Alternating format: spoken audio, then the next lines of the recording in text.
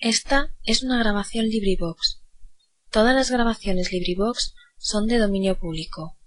Para más información o para ser voluntario, por favor visite LibriVox.org. Primera parte del ingenioso hidalgo Don Quijote de la Mancha, por Miguel de Cervantes Saavedra. Capítulo 45 a 46. Capítulo 45, donde se acaba de averiguar la duda del yelmo de Mambrino y de la albarda y otras aventuras sucedidas con toda verdad. ¿Qué les parece a vuestras mercedes, señores? Dijo el barbero, de lo que afirman estos gentiles hombres, pues aún porfían que ésta no es bacía sino yelmo. Y quien lo contrario dijere, dijo Don Quijote, le haré yo conocer que miente, si fuere caballero, y si escudero, que remiente 1000 veces. Nuestro barbero, que a todo estaba presente, como tenía tan bien conocido el humor de Don Quijote, quiso esforzar su desatino y llevar adelante la burla para que todos riesen, y dijo, hablando con el otro barbero: Señor barbero, o quien sois, sabed que yo también soy de vuestro oficio, y tengo más de 20 años carta de examen, y conozco muy bien todos los instrumentos de la barbería sin que le falte uno, y ni más ni menos fui un tiempo en mi mocedad soldado, y sé también qué es yelmo, y qué es morrión y celada de encaje, y otras cosas tocantes a la milicia, digo, a los géneros de armas de los soldados. Y os digo, salvo mejor parecer, remitiéndome siempre al mejor entendimiento, que esta pieza que está aquí delante y que este buen señor tiene en las manos, no sólo no es bacía de barbero, pero está tan lejos de serlo como está lejos lo blanco de lo negro. Y la verdad de la mentira, también digo que éste, aunque yelmo, no es yelmo entero. No, por cierto, dijo Don Quijote, porque le falta la mitad, que es la babera. Así es, dijo el cura, que ya había entendido la intención de su amigo el barbero, y lo mismo porfió Cardenio, don Fernando y sus camaradas, y aun el oidor, si no estuviera tan pensativo con el negocio de don Luis, ayudara por su parte a la burla. Pero las veras de lo que pensaba le tenían tan suspenso que poco o nada atendía a aquellos donaires. Válame Dios, dijo a esta sazón el barbero burlado, ¿qué es posible que tanta gente honrada diga que ésta no es bacía sino yelmo? Cosa parece ésta que puede poner en admiración a toda una universidad, por discreta que sea. Basta, si es que esta bacía es yelmo, también debe de ser esta albarda jaez de caballo, como este señor ha dicho. A mí albarda me parece, dijo Don Quijote, pero ya he dicho que en eso no me entremeto. De que sea albarda o jaez, dijo el cura, no está en más de decirlo el señor Don Quijote, que en estas cosas de la caballería todos estos señores y yo le dejamos la ventaja. Por Dios, señores míos, dijo Don Quijote, que son tantas y tan extrañas las cosas que en este castillo, en 2 veces que en él me he alojado, me han sucedido, que no me atreva a decir afirmativamente ninguna cosa de lo que acerca de lo que en él se contiene se preguntare, porque imagino que cuando en él se trata va por vía de encantamento. La primera vez me fatigó mucho un moro encantado que en él hay, y a Sancho no le fue muy bien con otros sus secuaces, y anoche estuve colgado deste brazo casi 2 horas, sin saber cómo ni cómo no vine a caer en aquella desgracia. Así que ponerme yo agora en cosa de tanta confusión a dar mi parecer será caer en juicio temerario. En lo que toca a lo que dicen que ésta es bacía y no yelmo, ya yo tengo respondido, pero en lo de declarar si éste es albarda o jaez, no me atrevo a dar sentencia definitiva, sólo lo dejo al buen parecer de vuestras mercedes. Quizá, por no ser armados caballeros como yo lo soy, no tendrán que ver con vuestras mercedes los encantamentos de este lugar, y tendrán los entendimientos libres y podrán juzgar de las cosas deste castillo como ellas son real y verdaderamente, y no como a mí me parecían. No hay duda, respondió a esto don Fernando, sino que el señor Don Quijote ha dicho muy bien hoy, que a nosotros toca la definición de este caso, y porque vaya con más fundamento, yo tomaré en secreto los votos destos señores y de lo que resultare daré entera y clara noticia. Para aquellos que la tenían del humor de Don Quijote era todo esto materia de grandísima risa, pero para los que le ignoraban les parecía el mayor disparate del mundo, especialmente a los 4 criados de don Luis, y a don Luis ni más ni menos, y a los otros 3 pasajeros que acaso habían llegado a la venta, que tenían parecer de ser cuadrilleros como, en efecto, lo eran. Pero el que más desesperaba era el barbero, cuya bacía allí delante de sus ojos se le había vuelto en yelmo de mambrino, y cuya albarda, pensaba sin duda alguna, se le había de volver en jaez rico de caballo. Y los unos y los otros se reían de ver cómo andaba don Fernando tomando los votos de unos en otros, hablándoles al oído para que en secreto declarasen si era albarda o jaez aquella joya sobre quien tanto se había peleado. Y después que hubo tomado los votos de aquellos que a don Quijote conocían, dijo en voz alta: El caso es, buen hombre, que ya yo estoy cansado de tomar tantos pareceres, porque veo que a ninguno pregunto lo que deseo saber, que no me diga que es disparate el decir que ésta sea albarda de jumento, sino jaez de caballo, y aun de caballo castizo. Y así habréis de tener paciencia, porque a vuestro pesar y al de vuestro asno éste es jaez y no albarda, y vos habéis alegado y probado muy mal vuestra parte. No la tenga yo en el cielo, dijo el pobre barbero, si todas vuestras mercedes no se engañan, y que así parezca mi ánima ante Dios como ella me parece a mí albarda y no jaez, pero allá van leyes. Y no digo más, y en verdad que no estoy borracho, que no me he desayunado, si de pecar no. No menos causaban risas las necedades que decía el barbero que los disparates de don Quijote, el cual a esta sazón dijo: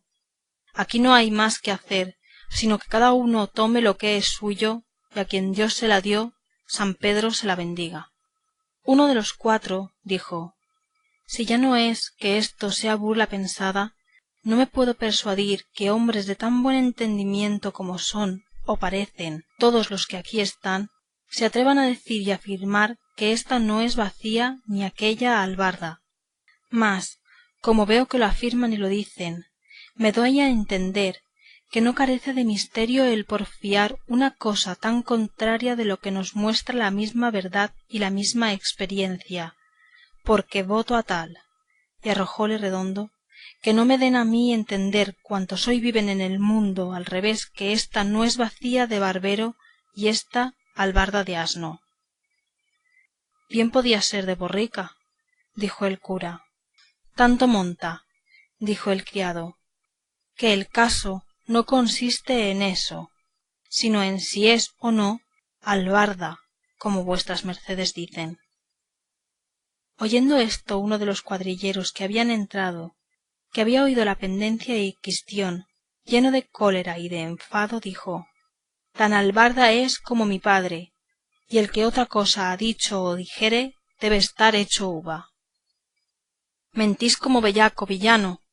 respondió don Quijote, y alzando el lanzón que nunca le dejaba de las manos, le iba a descargar tal golpe sobre la cabeza que a no desviarse el cuadrillero se le dejara allí tendido.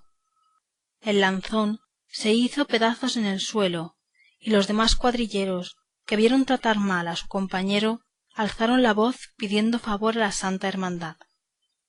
El ventero, que era de la cuadrilla, entró al punto por su varilla y por su espada, y se puso al lado de sus compañeros. Los criados de don Luis rodearon a don Luis porque con el alboroto no se les fuese. El barbero, viendo la casa revuelta, tornó a asir de su albarda, y lo mismo hizo Sancho. Don Quijote puso manos a su espada y arremetió a los cuadrilleros. Don Luis daba voces a sus criados que le dejasen a él y acorriesen a don Quijote y a Cardenio y a don Fernando, que todos favorecían a don Quijote. El cura daba voces, la ventera gritaba, su hija se afligía,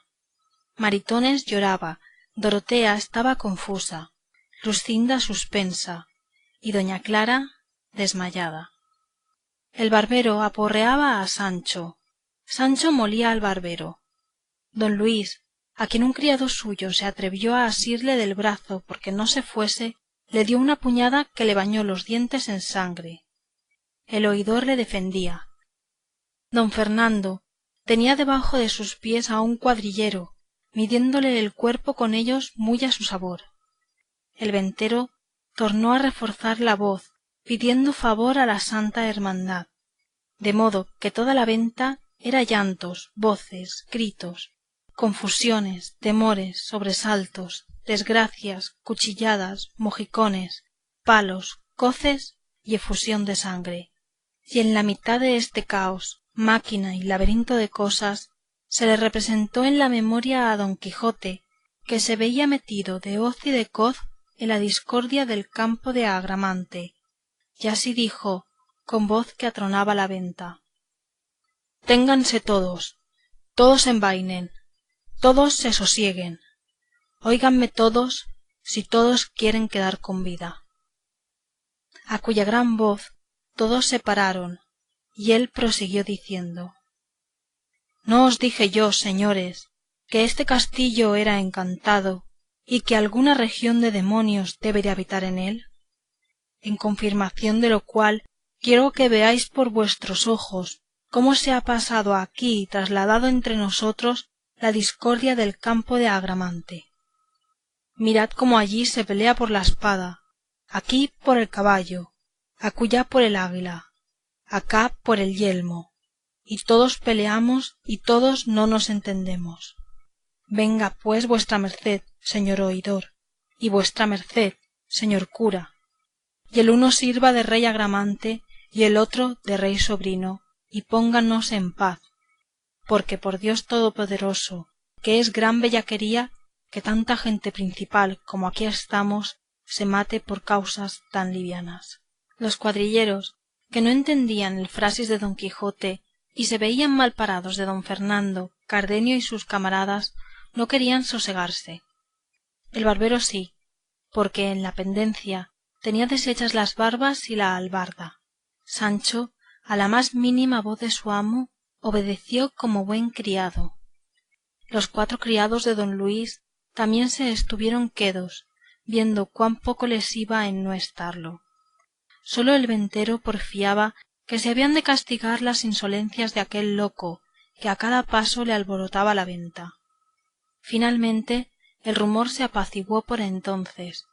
La albarda se quedó por jaez hasta el día del juicio, y la bacía por yelmo, y la venta por castillo en la imaginación de don Quijote. Puestos, pues, ya en sosiego, y hechos amigos todos, a persuasión del oidor y del cura, volvieron los criados de don Luis a porfiarle que al momento se viniese con ellos, y en tanto que él con ellos se avenía, el oidor comunicó con don Fernando, Cardenio y el cura qué debía hacer en aquel caso, contándoseles con las razones que don Luis le había dicho. En fin, fue acordado que don Fernando dijese a los criados de don Luis quién él era y cómo era su gusto que don Luis se fuese con él a la Andalucía, donde de su hermano el marqués sería estimado como el valor de don Luis merecía, porque desta manera se sabía de la intención de don Luis, que no volvería por aquella vez a los ojos de su padre si le hiciesen pedazos. Entendida pues de los cuatro la calidad de don Fernando y la intención de don Luis, determinaron entre ellos que los tres se volviesen a contar lo que pasaba a su padre, y el otro se quedase a servir a don Luis y no dejalle hasta que ellos volviesen por él o viesen lo que su padre les ordenaba. De esta manera se apaciguó aquella máquina de pendencias por la autoridad de Agramante y prudencia del rey sobrino. pero viéndose el enemigo de la concordia y el émulo de la paz menospreciado y burlado, y el poco fruto que había granjeado de haberlos puesto a todos en tan confuso laberinto, acordó de probar otra vez la mano, resucitando nuevas pendencias y desasosiegos. Es, pues, el caso que los cuadrilleros se sosegaron por haber entreoído la calidad de los que con ellos se habían combatido, y se retiraron de la pendencia, por parecerles que de cualquier manera que sucediese, habían de llevar lo peor de la batalla. Pero a uno de ellos, que fue molido y pateado por don Fernando, le vino a la memoria que entre algunos mandamientos que traía para prender a algunos delincuentes, traía uno contra don Quijote, a quien la Santa Hermandad había mandado prender por la libertad que dio a los galeotes, y como Sancho con mucha razón había temido.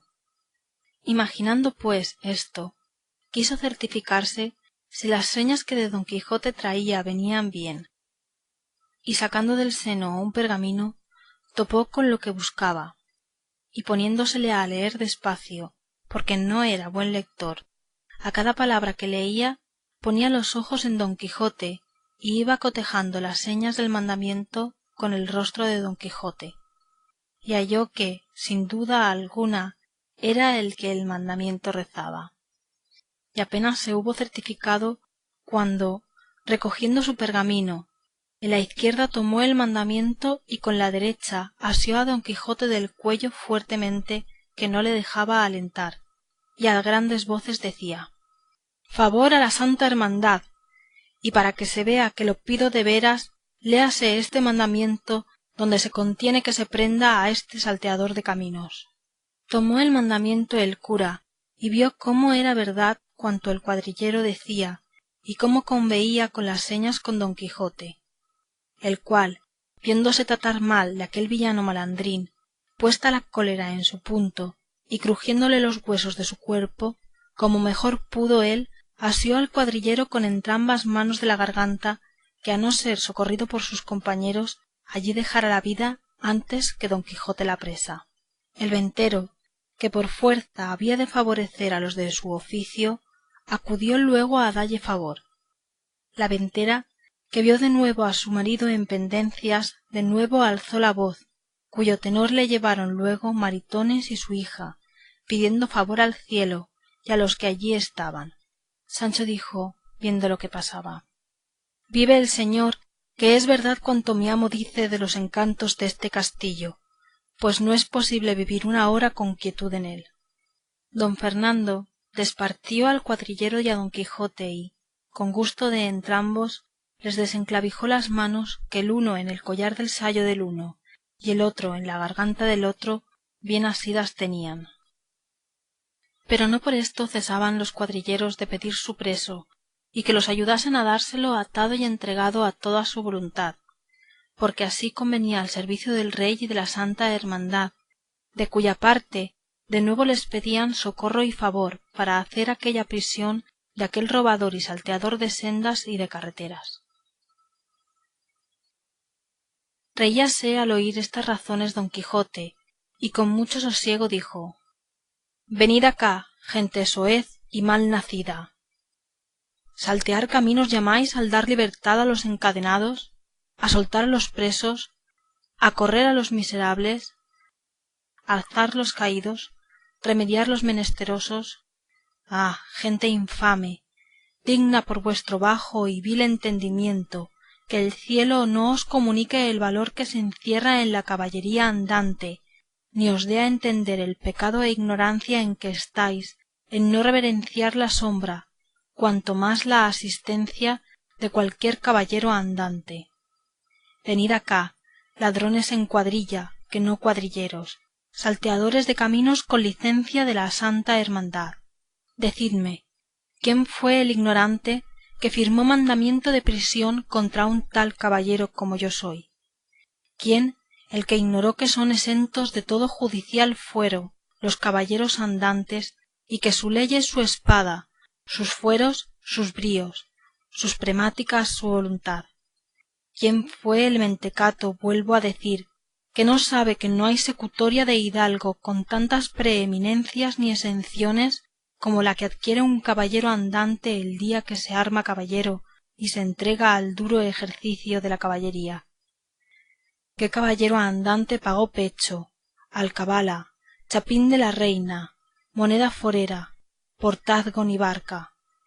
¿Qué sastre le llevó hechura de vestido que le hiciese? ¿Qué caballero le acogió en su castillo que le hiciese pagar el escote? ¿Qué rey no le asentó a su mesa?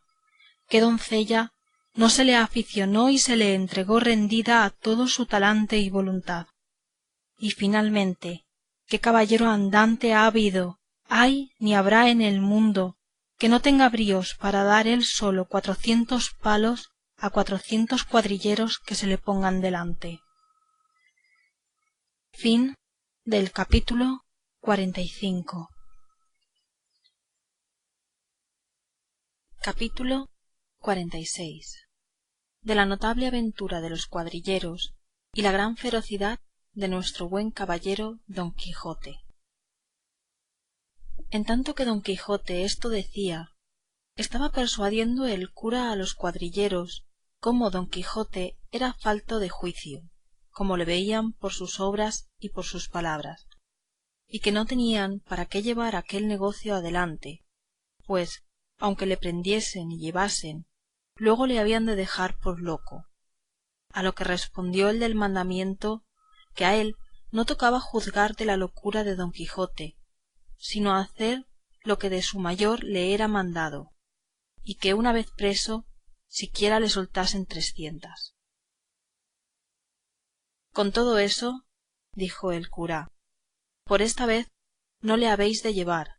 ni aun él dejará llevarse, a lo que yo entiendo. En efecto, tanto le supo el cura decir, y tantas locuras supo Don Quijote hacer,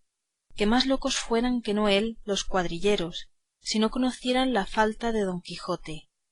Y así tuvieron por bien de apaciguarse,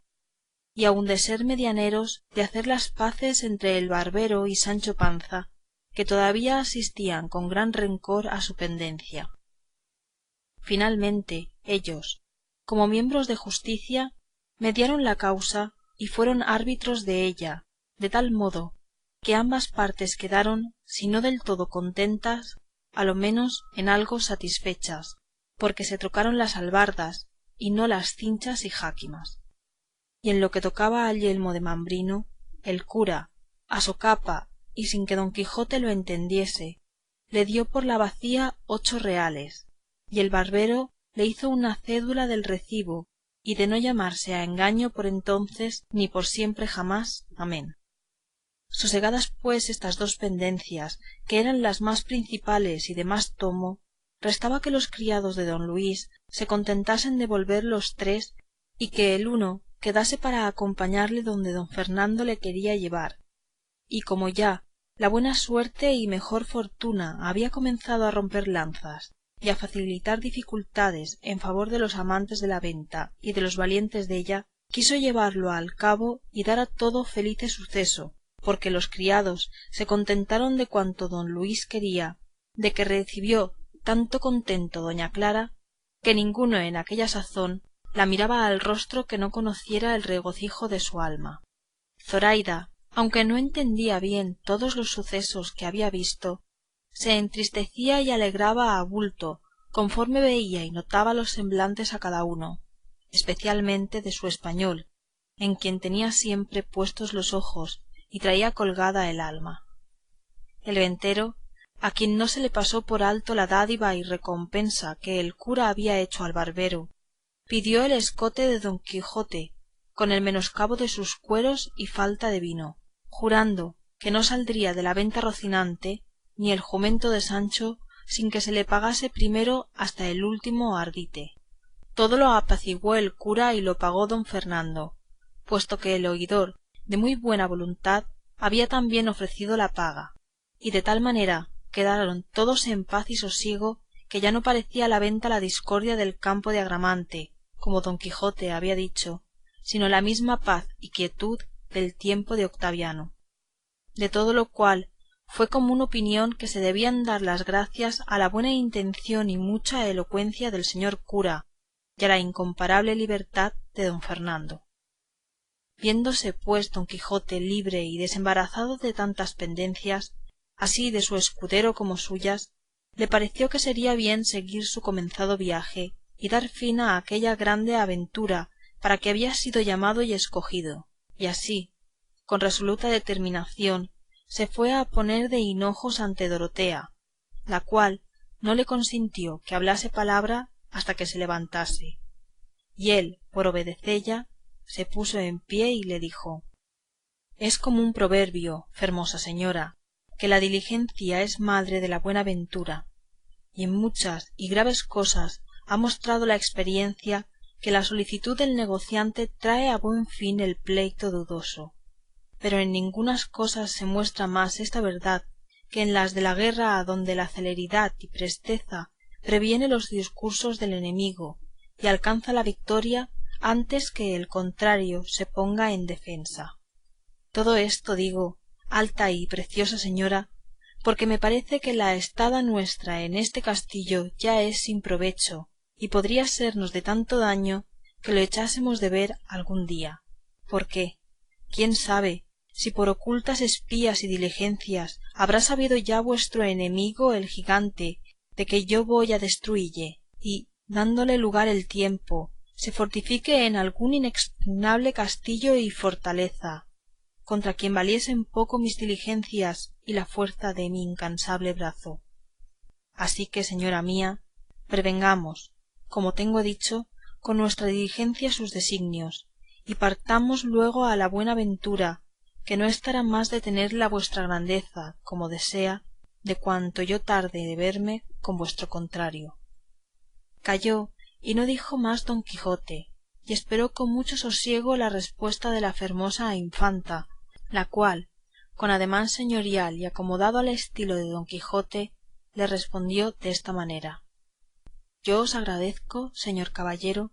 el deseo que mostráis tener de favorecerme en mi gran cuita, bien así como caballero a quien es anejo y concerniente favorecer a los huérfanos y menesterosos, y quiera el cielo que el vuestro y mi deseo se cumplan, para que veáis que hay agradecidas mujeres en el mundo. Y en lo de mi partida, sea luego, que yo no tengo más voluntad que la vuestra. Disponed vos de mí a toda vuestra guisa y talante, que la que una vez os entregó la defensa de su persona y puso en vuestras manos la restauración de sus señoríos, no ha de querer ir contra lo que la vuestra prudencia ordenare. A la mano de Dios, dijo don Quijote, pues así es que una señora se humilla, no quiero perder yo la ocasión de levantalla y ponella en su heredado trono. La partida sea luego, porque me va poniendo espuelas al deseo y al camino lo que suele decirse, que en la tardanza está el peligro. Y pues no ha criado el cielo, ni visto el infierno ninguno que me espante ni acobarde, ensilla, Sancho, a Rocinante, y apareja tu jumento y el palafrén de la reina, y despidámonos del castellano y destos señores, y vamos de aquí luego al punto. Sancho, que a todo estaba presente, dijo meneando la cabeza a una parte y a otra: ay, señor, señor, y cómo hay más mal en el Aldehuela que se suena, con perdón sea dicho, de las tocas honradas. ¿Qué mal puede haber en ninguna aldea, ni en todas las ciudades del mundo, que puede sonarse en menoscabo mío, villano? Si vuestra merced se enoja, respondió Sancho, yo callaré y dejaré de decir lo que soy obligado como buen escudero y como debe un buen criado decir a su señor. Di lo que quisieres, respondió don Quijote, como tus palabras no se encaminen a ponerme miedo, que si tú le tienes, haces como quien eres, y si yo no le tengo, hago como quien soy. No es eso, pecador fui yo a Dios, respondió Sancho, sino que yo tengo por cierto y por averiguado que esta señora que se dice ser reina del gran reino Micomicón no lo es más que mi madre, porque a ser lo que ella dice no se anduviera hocicando con alguno de los que están en la rueda a vuelta de cabeza y a cada traspuesta.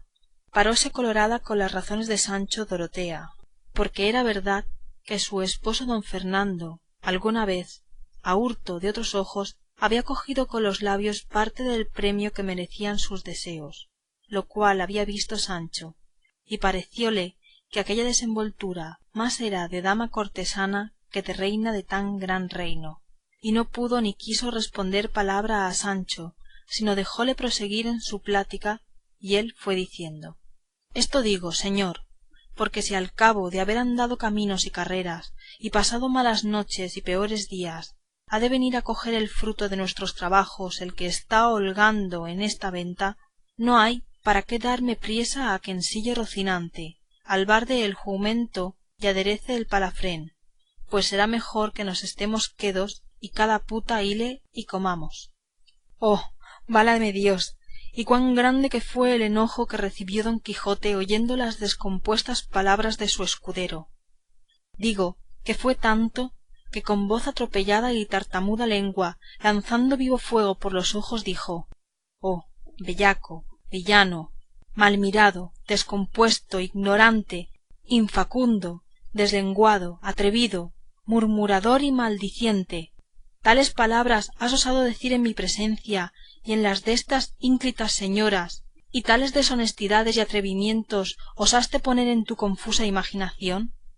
Vete de mi presencia, monstruo de la naturaleza, depositario de mentiras, almario de embustes, silo de bellaquerías, inventor de maldades, publicador de sandeces, enemigo del decoro que se debe a las reales personas. Vete, no aparezcas delante de mí so pena de mi ira. Y diciendo esto, enarcó las cejas, hinchó los carrillos, miró a todas partes, y dio con el pie derecho una gran patada en el suelo, señales todas de la ira que encerraba en sus entrañas, a cuyas palabras y furibundos ademanes quedó Sancho tan encogido y medroso que se holgara que en aquel instante se abriera debajo de sus pies la tierra y le tragara, y no supo qué hacerse sino volver las espaldas y quitarse de la enojada presencia de su señor. Pero la discreta Dorotea, que tan entendido tenía ya el humor de don Quijote, dijo para templarle la ira: no os despechéis, señor caballero de la triste figura, de las sandeces de vuestro buen escudero ha dicho, porque quizá no las debe decir sin ocasión, ni de su buen entendimiento y cristiana conciencia se puede sospechar que levante testimonio a nadie, y así se ha de creer, sin poner duda en ello, que como en este castillo, según vos, señor caballero, decís, todas las cosas van y suceden por modo de encantamento, podría ser, digo, que Sancho hubiese visto por esta diabólica vía lo que él dice que vio, tan en ofensa de mi honestidad. Por el omnipotente Dios juro, dijo a esta sazón don Quijote, que la vuestra grandeza ha dado en el punto,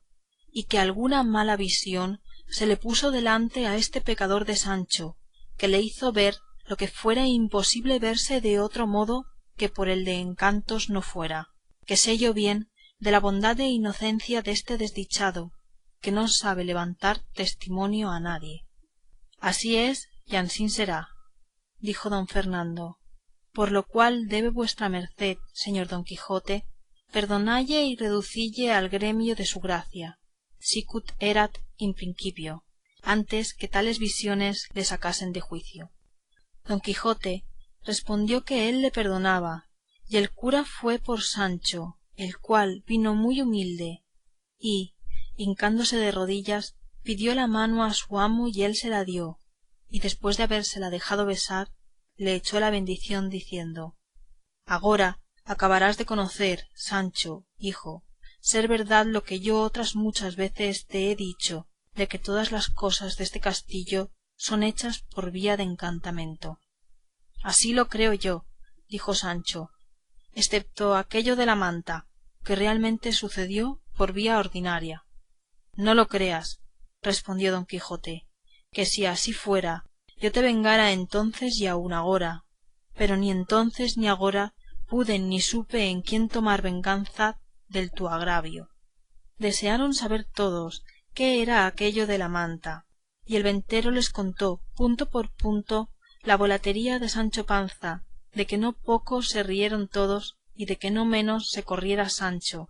si de nuevo no le asegurara su amo que era encantamento, puesto que jamás llegó la sandez de Sancho a tanto que creyese no ser verdad pura y averiguada, sin mezcla de engaño alguno, lo que de haber sido manteado por personas de carne y hueso, y no por fantasmas soñadas ni imaginadas, como su señor lo creía y afirmaba. 2 días eran ya pasados, los que había que toda aquella ilustre compañía estaba en la venta, y pareciéndoles que ya era tiempo de partirse, dieron orden para que, sin poner al trabajo de volver Dorotea y don Fernando con don Quijote a su aldea, con la invención de la libertad de la reina Micomicona, pudiesen el cura y el barbero llevársele, como deseaban, y procurar la cura de su locura en su tierra. Y lo que ordenaron fue que se concertaron con un carretero de bueyes, que acaso acertó a pasar por allí, para que lo llevase en esta forma. Hicieron una como jaula de palos enrejados, capaz que pudiese en ella caber holgadamente don Quijote. Luego don Fernando y sus camaradas, con los criados de don Luis y los cuadrilleros, juntamente con el ventero, todos por orden y parecer del cura, se cubrieron los rostros y se disfrazaron, quién de una manera y quién de otra, de modo que a don Quijote le parecieron ser otra gente de la que en aquel castillo había visto. Hecho esto, con grandísimo silencio, se entraron donde él estaba durmiendo y descansando de las pasadas refriegas. Llegáronse a él, que libre y seguro de tal acontecimiento dormía, y asiéndole fuerte, le ataron muy bien las manos y los pies, de modo que cuando él despertó con sobresalto, no pudo menearse ni hacer otra cosa que admirarse y suspenderse de ver delante de sí tan extraños visajes. Y luego dio en la cuenta de lo que su continua y desvariada imaginación le representaba, y se creyó que todas aquellas figuras eran fantasmas de aquel encantado castillo, y que sin duda alguna ya estaba encantado, pues no se podía menear ni defender. Todo a punto como había pensado que sucedería el cura trazador desta máquina. Sólo Sancho, de todos los presentes, estaba en su mesmo juicio y en su mesma figura, el cual, aunque le faltaba bien poco para tener la mesma enfermedad de su amo, no dejó de conocer quién eran todas aquellas contrahechas figuras, mas no osó descoser su boca hasta ver en qué paraba aquel asalto y prisión de su amo, el cual tampoco hablaba palabra, atendiendo a ver el paradero de su desgracia, que fue que, trayendo allí la jaula, le encerraron dentro y le clavaron los maderos tan fuertemente que no se pudieran romper a 2 tirones. Tomáronle luego en hombros, y al salir del aposento se oyó una voz temerosa, todo cuanto la supo formar el barbero, no el de la albarda, sino el otro, que decía: «Oh caballero de la triste figura, no te dé afincamiento la prisión en que vas, porque así conviene para acabar más presto la aventura en que tu gran esfuerzo te puso, la cual se acabará cuando el furibundo león manchado con la blanca paloma tobosina yoguieren en uno, ya después de humilladas las altas cervices al blando yugo matrimoñesco, de cuyo inaudito consorcio saldrán a la luz del orbe los bravos cachorros que imitarán las rumpantes garras del valeroso padre. Y esto será antes que el seguidor de la fugitiva ninfa faga 2 vegadas la vista de las lucientes imágenes con su rápido y natural curso. Y tú, oh, el más noble y obediente escudero que tuvo espada en cinta, barbas en rostro y olfato en las narices, no te desmayes ni descontente ver llevar ansí delante de tus ojos mesmos a la flor de la caballería andante, que presto, si al plasmador del mundo le place, te verás tan alto y tan sublimado que no te conozcas y no saldrán defraudadas las promesas que te ha fecho tu buen señor. Y asegúrote de parte de la sabia mentironiana que tu salario te será pagado como lo verás por la obra. Y sigue las pisadas del valeroso y encantado caballero, que conviene que vayas donde paréis entrambos, y porque no me es lícito decir otra cosa a Dios que dad, que yo me vuelvo a donde yo me sé». Y al acabar de la profecía alzó la voz de punto, y disminuyóla después con tan tierno acento que aun los sabidores de la burla estuvieron por creer que era verdad lo que oían. quedó don quijote grandemente consolado con la escuchada profecía, porque luego coligió de todo en todo la significación della, y vio que aquellas palabras prometían el verse ayuntados en santo y debido matrimonio con su querida Dulcinea del Toboso, de cuyo felice vientre saldrían los cachorros que eran sus hijos para la gloria perpetua de la Mancha. Y creyendo esto firmemente, alzó la voz, y dando un gran suspiro dijo: «Oh tú, quienquiera que seas, que tanto bien me has pronosticado, ruégote que pidas de mi parte al sabio encantador que mis cosas tiene a cargo, que no me deje perecer en esta prisión donde agora me llevan, hasta ver cumplidas tan alegres e incomparables promesas como son las que aquí se me han hecho, que como esto sea, tendré por la gloria las penas de mi cárcel y por el alivio estas cadenas que me ciñen, y no por duro campo de batalla este lecho en que me acuestan, sino por cama blanda y tálamo dichoso. Y en lo que toca a la consolación de Sancho Panza mi escudero, yo confío de su bondad y buen proceder, que no suceda, por la suya o por mi corta ventura, el poderle yo dar la ínsula u otra cosa equivalente que le tengo prometida. Por lo menos su salario no podrá perderse, que en mi testamento, que ya está hecho, dejo declarado lo que se le ha de dar, no conforme a sus muchos y buenos servicios, sino a la posibilidad mía».